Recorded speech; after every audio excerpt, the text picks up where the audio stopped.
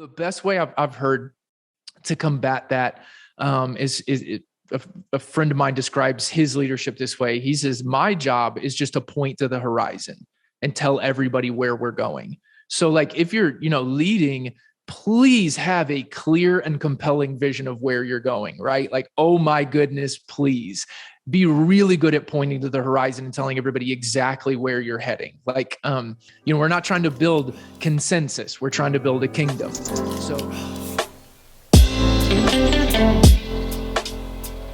All right, well, welcome to this episode of the podcast. Today, I'm super excited to share this conversation with my friend, Jason Patterson, who just wrote a book called From Your Biggest Fan. Fantastic book. I've been reading it the last few weeks. But before we jump into that conversation, I want to invite you to join our Circle Network. If you haven't joined yet, I want to encourage you to take a look at it. It's for emerging leaders. We've got tons of videos, content, here to serve you, community of leaders that are going to be talking, encouraging each other, believing each other. Join in. Take a look at renewleadership.org/network. We've got hundreds of hours of video content, resources for you. Take a look. All right, well, let's dive into this conversation. Jason, thanks for joining us. You are the author of the book, From Your Biggest Fan. You've been a church planner, traveling speaker, now author, all kinds of stuff, man. So welcome to the podcast. Thank you. It's really good to be with you and just to spend some time together and have a conversation that we can share with some friends. Yeah, man. So I got to talk about the book here. It is a great read. I am dyslexic and drawn to a TV often. And so for me, reading is always a little bit slow, but I got to say your book, man, it is attention grabbing. It's hard to put down. Thank you. Full of stories, personal stories, documentary style stories. I mean, just all kinds of things. And so it's really one of those books that's like hard to put down because you're so gravitated towards reading it. So I just want to say it's a great book. You guys take a look at it, check it out. Again, it's called From Your Biggest Fan, Discovering the Potential of Those That We Love and That We Lead. So Jason, jump in, man. Right up front though, before we get going about the book, I just got to know, man, the book is called From Your Biggest Fan. Right. So I just need to know, I'm sure as a kid, you were a fan of some WWE wrestler or cartoon or celebrity, something like that, man. So who is it, man? Who was that person for you? Yeah, you kind of nailed it right out of the gate, except I'm old enough that it was the WWF back then. That's right. Yeah, right. And so Hulk Hogan was my favorite wrestler growing up. And I had the action figures and like the whole bit. And then probably like cartoon, I loved the X-Men, and Wolverine was clearly my favorite because why would anyone choose Cyclops? So that's right. That's right. I love it. Okay, now I gotta know, man, were you like full on Hulkamaniac, like ripping the shirt open, the whole deal? Man, I don't know if I ever had the shirt or ripped one, but I mean, we definitely, like me and my neighbor buddy Jacob, wrestled all the time, and we would fight over who got to be Hulk Hogan, and I typically won. But it was that was like my childhood, man. So funny now to look back on it, but that was a huge part of my life. I just always remember my brother and I wrestling, and it was always like the whale splash. I don't even know who did the whale splash, but somebody did the whale splash, and I would always just jump off, and that was my go-to move, man. So all right, so we're talking about heroes. You told us a little bit of yours growing up. So but another one that you talk a lot about in the book is your grandfather, and would love for you just to tell us a little bit about that, the 100 Hudley Street show, and you just unpack a lot about that. So talk to us just a little bit about him and what that show was and how it impacted you. Yeah, absolutely. Yeah. So, my wife's grandpa was David Maines. He, he's from like a generation kind of gone by. He passed away in 2017, but he pioneered Christian television in Canada. He was kind of like, for us, here in the States, the easiest comparison is like, he'd kind of be like the Billy Graham of Canada. He was a household name, ministry leader, just, built a huge ministry. And, he was not anything that you would expect maybe from a TV preacher, from the stereotype, I should say, of a TV preacher. And getting to know him, he was just an incredible, godly man of just humility, and his leadership became just a huge inspiration for me. There were, I'd been in ministry, like you mentioned. I've been traveling for a number of years before we planted the church for 14 years. And I've done, quite a bit of ministry and worked with a lot of different ministry leaders and been in a lot of different settings. And the leadership that I saw from him was it was a little bit different. Not that I never met anybody else like him, but it was something that you don't often see. And Grandpa's leadership was, he had this huge platform from this ministry that he had built with television and, all of this kind of stuff. And he just had this way of pulling all these people kind of up onto that platform with him. He had vision and dreams for that ministry, but he used that platform to then launch all of those people out into the dreams that God had for them. And that was, just to be honest, a little bit different. That to find a leader who had the security in who he was, to be that free, to just make his life about championing other people. I mean, when people would get a dream from God for their life and need to leave his ministry to go do something else, he was literally their biggest fan. He championed them and their dreams. And that was just, again, like, it was just a unique experience. Probably the moment that was maybe the most significant was the 10,000th episode of his television show, 100 Huntley Street. You mentioned the show. And that celebration, I was there in the live audience for that celebration. And they had all these co-hosts who used to be on the program with him, over the years. And every one of them had the same story. They all had worked with him, worked for him, and then he had been the one who helped them launch out into literally something else. So the whole show was like the 10,000th episode of Huntley Street, but it actually, like, kind of in a unique way, was a celebration of how Grandpa sent all of these people out, launched all of these people out. And again, that leadership style from him was really unique. So the book, I didn't write that book because I'm the person or leader that I want to be. I wrote it because I felt like I started to get clarity on the person and leader that I wanted to be. And I saw a lot of Jesus in Grandpa's leadership. And we all have these. I mean, you started talking about heroes, which we have the funny childhood versions, of that, right? But then the people who really are the spiritual heroes, in our lives, they're important because they help us. Like, we're trying to be a little bit more like them as we become, hopefully, a whole lot more like Jesus. And we all have those people. And yeah, Grandpa was one of them. And so he is, it's not a biography. The book's not a biography about him, but yeah, he is woven through because of his leadership and how it inspired me. So in the book, you pose this question: how can we give our lives in service of others and their God-given potential? And you answer it by saying this: it requires a new mindset cultivated by asking the right questions. So I guess my question is, what is that mindset? What are some of those questions that you're reframing? What should we be asking to kind of make sure that we are, being a champion of someone else? Yeah, that's a good question. The mindset, scripturally, really the scriptural foundation for the book is really like one sentence of one verse. It's Ephesians 2:10. It's my life verse. And it starts off by saying, "For we are God's masterpiece." And so for me, you just take just that, snippet. The rest of the verse is really powerful and important, but the book just focuses on that. If we are God's masterpiece, we are, every person is, that means there is unseen God-given potential in every person. There are wonders woven into each one of us, and we are not good at seeing them. We're not good at seeing that in ourselves. We are actually better typically at seeing it in one another. So yeah, the book is talking about cultivating the influence that you have just in people's lives in whatever area. Like if you're a ministry leader, certainly that, but just as a parent, as a friend, you could be a coach or a teacher or, like a business owner. It could be anybody, anywhere, just wherever you have influence, using that to help people discover it.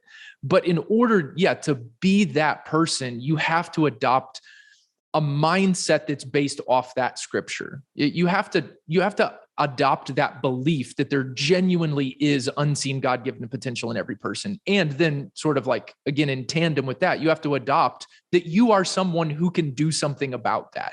You can help people. And so, but creating that mindset, so you can certainly start with the scripture, right? That's the foundation, but then kind of cultivating that truth to become a part of genuinely how you think. You got to learn, I think, to ask the right questions. The example I used in the book, was from comedian Michael Jr., who, when he would do shows, he used to ask the question, how can I get laughs? And that was a self-centered question. It was actually his show. By asking that question, he made his show about him. How can I get laughs from the audience? And he changed it. He had this incredible moment of clarity, a God-given moment of clarity, that he should change the question that he asks from what can I get to how can I give an opportunity to the audience to laugh? And that shift changed how he did his shows. So asking questions like that, asking what can I give to others rather than what can I get? Asking how can I develop, like ministry leaders, like we all want to leave a legacy. Everybody does. But ministry leaders, we're maybe a little more tuned into that desire at times, a little more amped up about it. And the way to do it isn't by asking, how can I leave a legacy? The way to do it is by asking, how can I help everyone else leave one? It's that shift where it's not about me, it's actually about you. I mean, again, we could spend a whole time preaching sermons off, scripture passages we're all familiar with here, but Jesus didn't ask, how can I be served? He asked, how can I serve? Like that, the famous verse, obviously, Mark 10:45, like that learning to ask those questions shapes that mindset. And if we can learn to ask better questions, we can have a better mindset, which means we can better serve those we love and lead that are in our family, in our friendship circles, or within our team or organization. Okay, so when I called you, text you to congratulate you about the book, because such a great, just a huge moment in everyone's life. If you ever try to write a book, you know that it's a daunting task. So big thing. What you started talking about in that moment was one of the things that drew you to wanting to even write the book was, like you said, kind of speaking to yourself almost about this, becoming this place of being in security, and that so many leaders lead from insecurity. And, you kind of mentioned it about the 10,000th episode, and your grandfather, was championing everybody. But you wrote this line in the book, and I felt like you were writing it to me, but actually I think you were probably writing at me, because it says, insecurity causes us to be confined to celebrating ourselves and touting our own achievements. And I was just like, oh, like when I read that, I was just like, oh man, you take a step back. So talk about that story. You kind of talk about going to Ireland and how that trip, changed your perspective a little bit. So tell us a little bit about that. Yeah, this is such a big one. And kind of the way the book is shaped is it's 3 parts. The first part is that new mindset. We were just literally talking about it. And like what we're moving into now is it's like, okay, if you adopt that mindset, I want to be that way. I want to help everybody else discover who God made them to be, which, just like incidentally, I think that's the best way to discover your own potential, is to trust in the biblical principle of sowing and reaping. If you make your life about everybody else and helping them discover who they are, God will show you who you are. So if we could get that straight, we all know that like this is not new material, right? Like we know the biblical principle of sowing and reaping, but if we could get that, we can discover more of who God made us to be, but just turn it all around and just make your life about everybody else, and Jesus will take care of you. But if you adopt that mindset, there's just so many things that are going to get in the way, right? And that was just my experience as well. Like I'm like, I want to make life about others, but then my insecurity just is it, in an overdrive. And insecurity it makes you, when we lead from insecurity, what happens is that we need a gift from those who follow us. We need them to acknowledge us. We need them to admire us. We need them to applaud us. It's just a lot of stuff that starts with the letter A. Like we need all of that.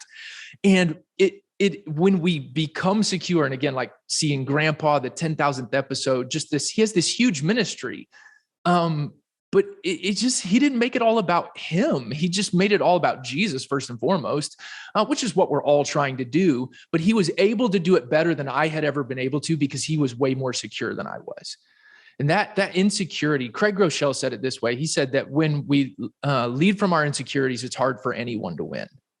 And it's so true. It keeps us from winning. It keeps everybody from winning because that insecurity, it just makes like everything all about us. And we end up talking about ourselves. We end up having to talk about kind of our accomplishments and the things maybe that we've done and the biggest opportunities we've gotten, which you mentioned the Ireland story, where I went into a situation where I felt like the role I was given at that camp, it's so sad. It's so cringeworthy to say, but it was like that, maybe that was a little beneath me. And so I had this, because my insecurities were in the driver's seat, it made me feel like I had to tell everybody that I had done bigger and better things. And so I'm literally going around this place where I've never met anyone. And their first interaction with me is me trying to prove to them that I matter. And that's what insecurity does. And like insecurity just turns us into these like seekers of self-importance. Like insecurity causes us to forget how much we already matter to God. And so we keep trying to convince ourselves that we matter by convincing like everyone else that we matter. And then if they feel like we have value, maybe we will feel that, ourselves a little bit more. So like we've all been there because we're all human. So like I tried to be really open about that struggle in the book, just because I felt like everybody doesn't have my story. But I feel like everybody has this struggle. And, Grandpa's not a superhero, he was a remarkably normal person. You know what I mean? Like, and there's lots of other people like him, as well that we could point to, but like, it's a journey he had to take. It's a journey I'm on. And so the book really, it's an invitation to kind of, maybe admit some of the things that are in the way and just take, the opportunity to maybe do something about them. Yeah, I feel like that's probably like step one is you got to kind of admit that you're insecure, mm-hmm. right? Like you got to have to recognize that and say, man, maybe. And what I love is you said in the book there, it said, I'm probably going to butcher the quote, but it's something like on that trip to Ireland, it was like, I missed so many opportunities to make other people the MIP or the very important VIP person. Yeah. That because I was so busy talking about me. Yes. And instead of focusing on championing them and making them feel great and speaking to their life, you kept speaking about your own. And so your own achievements. And so, man, when you talked about that, I was just like, oh man, that just hits home for me. So, right. But I see that this could dive into the workplace as well. And so many leaders, like you talked about, lead from that position. And it can affect how we lead our teams, staff, volunteers, those around us. And so I think it's one of the big things in our culture today, as we're leading this new, Gen Z's coming in, even, millennials are still coming in, all that kind of stuff. But I think we have this mindset that people are going to work with us forever. And we kind of like act like if they ever leave us, then they've done us wrong. Right. And you kind of challenge that thought a little bit. And your grandpa challenged that thought a little bit that, hey, I want you to go on to bigger things. And if that's inside our organization, great. And if it's not, that's great too. Yeah. And so Can you speak into that a little bit? Because that's kind of challenging to a lot of leaders. Yeah. Well, this is, I think, one of those places where um, it's really easy to do things that we never wanted to do. No leader ever plans to be the way that we're describing. Nobody ever, there's no like journal entry, you know what I mean? Where it was like, I'm going to actually just be really selfish about my ministry and my dreams and my goals and the people that God brings with me. Like nobody does that. Like no one means to do this. It's one of those things that happens, really like before anybody would even realize that it has. But at the end of the day, the issue is really that we kind of quit trusting God. And we think like we have to convince everybody to be a part of the dream God has given us. Like whether, like for me as a church planter, or whatever your ministry context is, or just, really, yeah. If you're listening and you're a business leader or something like that. Yeah. It would just be like any area of our lives.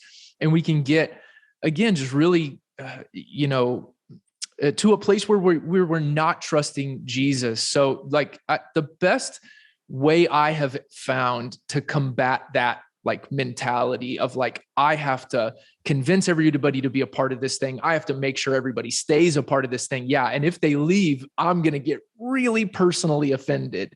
Like the best way I've heard to combat that is a friend of mine describes his leadership this way. He says, my job is just to point to the horizon and tell everybody where we're going. So like, if you're, leading, please have a clear and compelling vision of where you're going, right? Like, oh my goodness, please be really good at pointing to the horizon and telling everybody exactly where you're heading. Like, we're not trying to build consensus. We're trying to build a kingdom.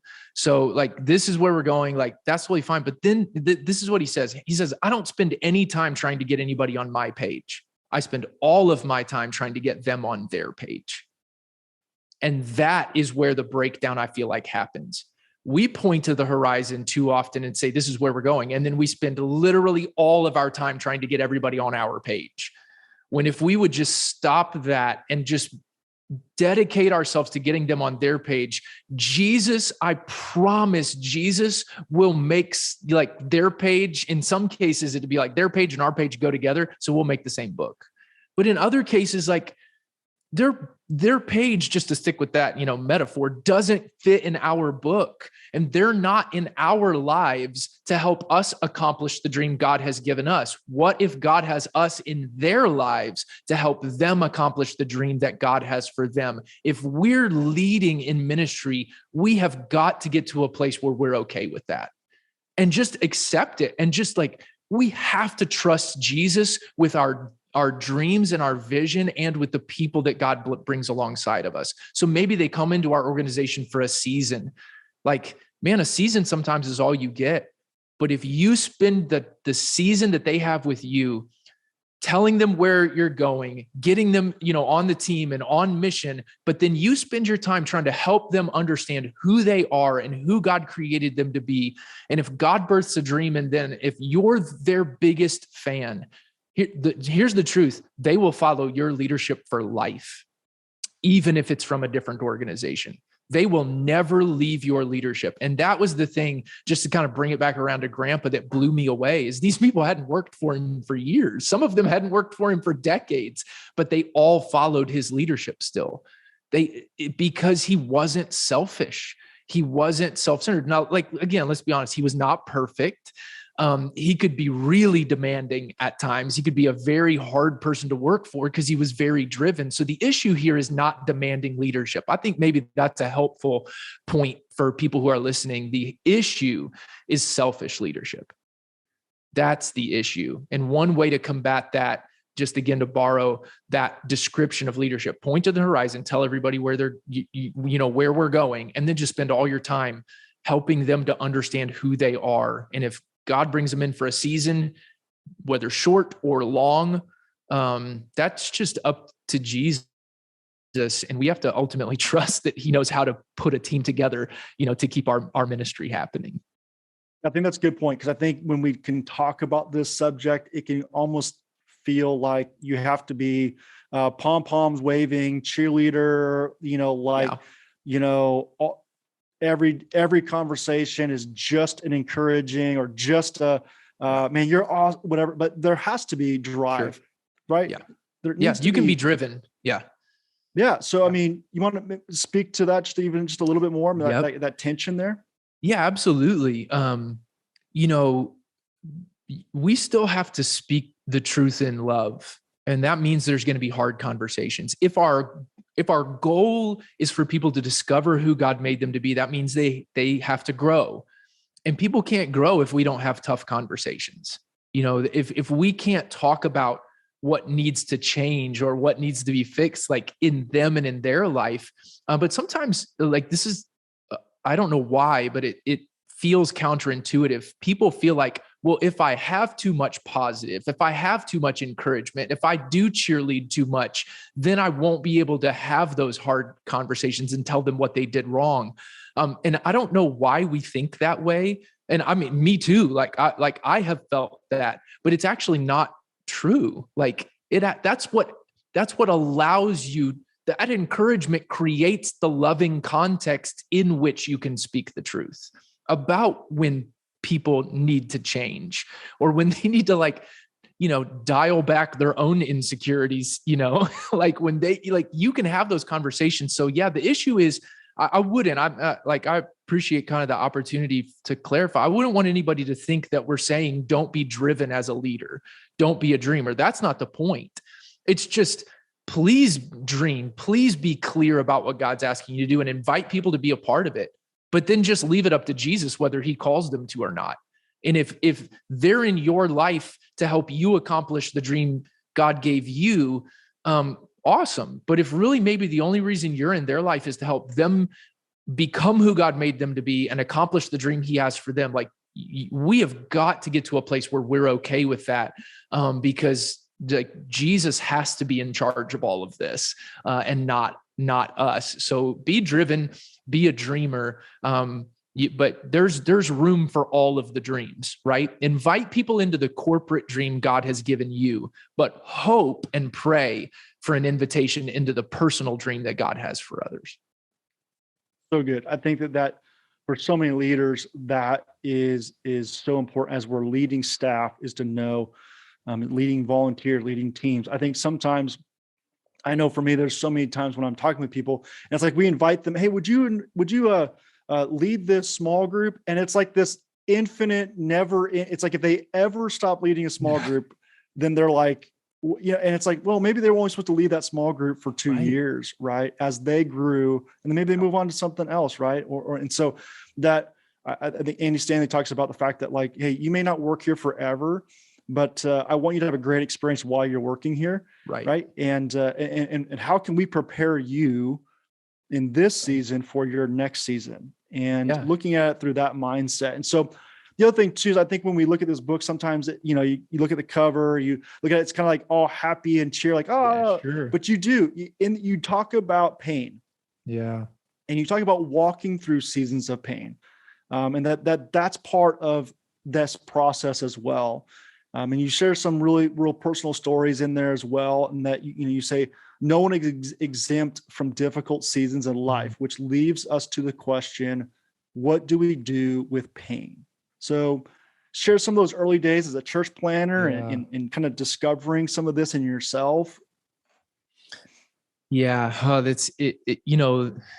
There is no, leadership that doesn't experience pain. It is part of it, like if you don't want to experience pain, for crying out loud, don't lead anything. Because there's always going to be, the opportunity for that. There will always be wounds. And like, let's be clear. There is a chapter on pain. It's called the pain scale. And, I certainly don't have the answer for exactly how we're all supposed to handle pain. But like you said, I tried to share my story. And so it's one of those moments where, when you don't know exactly what to tell people to do, maybe at least you can tell them what to not do. And that chapter is maybe more in that category, right? Because what I did is I experienced some pain early on. I was that when we started the church, I was the only staff member. I was working by myself. And for my hardwiring, that's an extremely unhealthy environment. And so I was probably already unhealthy when we started the church, right? And then I was in an even more unhealthy. And we've all, maybe been there as well, kind of in our own setting and experience. And you get into those, spiral situations where it's just like things are going down and it just gets easier and easier and easier for it to go down. And then there was hurt as I'm trying to lead people and things. And you know how it goes. I mean, it's not even all intentional. There's just things that happen and we get offended and we get hurt and they didn't even mean it, but we assign terrible motives to their actions because we're hurting. And, you get caught in those spirals. And what I did was I just tried to hide it. I tried just, probably from some distorted pride, just this, like, I can handle this. I'm not going to show this. I don't want anybody to see this and hiding it. I think the way that I said it in the book was something in the sense of it's like taking it and putting it into a pressure cooker. And it just got worse and worse and worse and worse until finally I exploded. And kind of, and that story is, I won't spoil it for everybody, but that story is in the book. It's one of those moments that, you're not proud of, where you realize here's the risk. I'll just say it this way. The risk with mishandling pain is that pain becomes a really unreliable co-pilot. And it will take you to places you never wanted to go. And not working to resolve my pain, like, led me to become the exact opposite of the leadership I'm describing in the book. I was becoming the very thing I did not want to be. And so, like, our insecurities will just rob us from the ability to champion people. It's so beautiful. That idea of, like, everybody is God's masterpiece. We can be a part of helping them discover their God-given potential. But if we're insecure, we will keep making things about us. If we have unresolved pain, it will take us to a place as a leader that is the exact opposite of where we wanted to go. And we will become someone we never intended to be. And like we kind of already talked about, this happens before you even realize it. It took me, like, that pressure cooker, the lid popping off, kind of, for me to realize, like, oh my gosh, like, I'm so far down this road and I didn't even know I was on it. And so, like, the book is, there's definitely lots of optimism, and I very intentionally wrote it that way. I wanted it to be, of an upbeat and positive and optimistic thing, which is not my nature. Again, like, that gets dealt with in the book in a chapter called Choosing Positivity. But again, I'll wrap it up just to say this again. Like, I seriously didn't write the book because I am the person or leader I wanted to be. I just felt like I was getting more clarity. And we write the books that we need. And this was the book I needed. I couldn't find it. So I just wrote it because I needed it. And if other people need it and find it helpful, then, that's obviously very rewarding as an author. So it was a blast to write, and it was a very difficult endeavor, but it was worth it. I really enjoyed it in the end. So next steps. All right. So we've kind of pointed out, insecurity holds us down. Not dealing with pain can hold us down. All these things you lay out even more in the book, but what that you end the book with the way forward. And you give us these 3 habits. Could you just kind of give us some high level look at those real quick? Yep. Yeah, for sure. So the structure of the book is like, here's a mindset. If you adopt it, here's all the junk that will get in your way. That's part 2. Yeah. And then it's like, okay, you don't wait until you have perfected all of that. That is not necessary. You just need to become aware that you're on those journeys more than anything. And then you can start operating on the way forward. There's 3 habits. If you're going to be somebody's biggest fan, if you're going to help them discover who God made them to be, the 3 habits are: learn who they are, love who they are, and tell them who they are. And what I love about it is that it's like, it's one of those things that's really simple and kind of therefore deceptively powerful. Like, but learning who people are is a huge deal. There's a chapter that leads off the third part of the book, which is technically actually half of the book. Part 3 is literally half of the book. So the way forward is a big part. So there's multiple chapters in each of these habits. But just practically speaking, one of the things that I think we can get way better at as leaders is just asking questions. We spend so much of our time making statements. And like, again, the book is not anti-statement. Like, please make statements. Like, that's not the point. But we can get really caught up in what we have to say. And so we fail to really ask questions. And I kind of won't spoil all of what the book teaches about the power of questions, but one of the best things we can do, we do this with our team here at our church. We train everybody to have what we call the journalist mindset. And that's what that chapter is called. But we try to hammer it home with people, just ask more questions, make fewer statements. Like, just ask more questions. There is a lot of power in questions, and then loving who people are. I mean, there's a lot that we could talk about here, but loving who people are just means, like, we give them opportunities, we give them chances, we let them step out to take on a role that they definitely don't think they're ready for.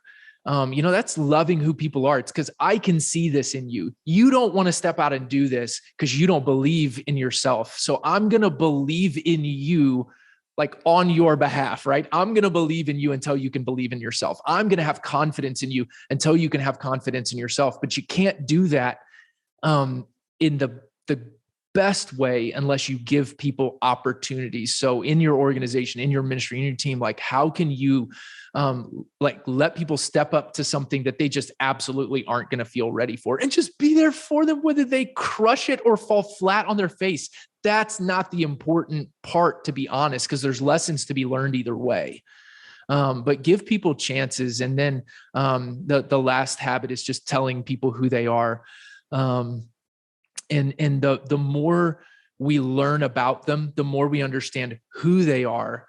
And if we combine that with understanding where they are in life, then we can tailor our words to fit people, and we can speak life into them in the best possible ways, because we know them at a very deep level. But we don't just know them, we actually know where they are in life and what season they're in, and maybe kind of the healing messages that they need to hear, and the encouragement, or sometimes, again, the correction, right? And we can tailor our words to meet that. So there's more to it, obviously, kind of skills and things like that are in the chapters that develop and build out those habits. But if you want to be somebody's biggest fan, learn who they are, love who they are, and tell them who they are. So good. Okay. So I know you've given us a bunch, but any other, like, just kind of really super practical tips? I know you just gave us a bunch in those, and I know there's a bunch in the book, but any other just kind of super practical tips on just how to be their biggest fan? Yeah. I mean, I don't know. This is like really simple, but man, like, I think we need to work a little bit more on being curious again. Like, that's one of those things, and this has been talked about. I'm sure like multiple people have written entire books on this, but we lose our curiosity. This goes back a little bit. I already talked about asking questions, but just not feeling like we know everything and being okay with the fact that we don't know everything. If you want to be somebody's like biggest fan, you've got to have maybe what we ought to call a holy curiosity, like, about what's in people. And, you'll know that you're developing that if you start asking more questions. Like, those things, they kind of work in tandem, but living with that holy curiosity, letting people take steps into new opportunities that they're not going to think that they're ready for, asking lots and lots and lots of questions. Like, you're my 5-year-old son who asks me, 5,000 questions a day. Get back to that curiosity. Get rooted in the belief that every person really genuinely is a masterpiece made by God. There's a lot of stuff that have, hidden that masterpiece, but we can be a part of kind of chiseling that away, and helping to reveal who God made people to be. All right, Jason, last question here. I love to ask this question to leaders. It's important that we recharge and get filled up as we pour out. Yes. So what is some habits, some things, something in your life that brings you renewal as a leader? Yep. That's a great question. And this gets touched on a little bit, kind of throughout the book, maybe in a couple different places even. But one of the things I've tried really hard to become more intentional with is spending a lot more time with the life-giving people who are in my life. I don't think it's very hard to pinpoint who those people are. We know who those people are. They're the people that when you're around them, it's like really hard to be in a bad mood, because they make you happy. They make you laugh. Like they just are enjoyable and fun and life-giving to be around. I had to develop an intentionality with getting myself around the right people. That doesn't mean we get rid of other people, right? That doesn't mean we just don't have a relationship with other people who maybe aren't like that in our lives, but get really intentional about spending time with them. Call them, FaceTime with them, drive to see them if you have to. If they don't live in town, I've done that. I've got a friend who lives about 3 hours away. There was a time I drove up probably once a month or every other month just to spend time with my friend, because it was so life-giving. Like I said, he was somebody who believed in me in a season where I couldn't believe in myself.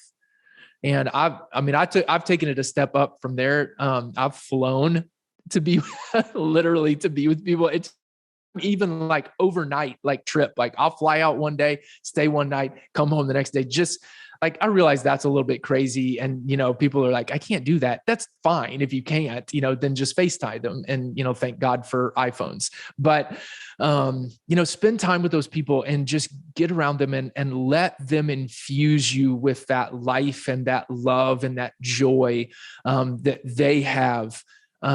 Maybe in the seasons, especially where you lack some of those things. So I think that's probably the best discipline I've developed that brings me renewal.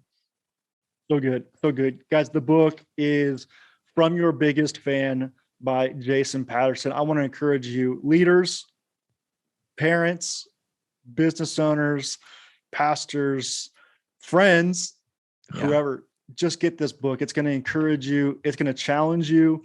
It's going to be a great resource for you. So, Jason, thanks for being with us, and look forward to you guys being with us again on another episode. Absolutely. Thanks, my friend.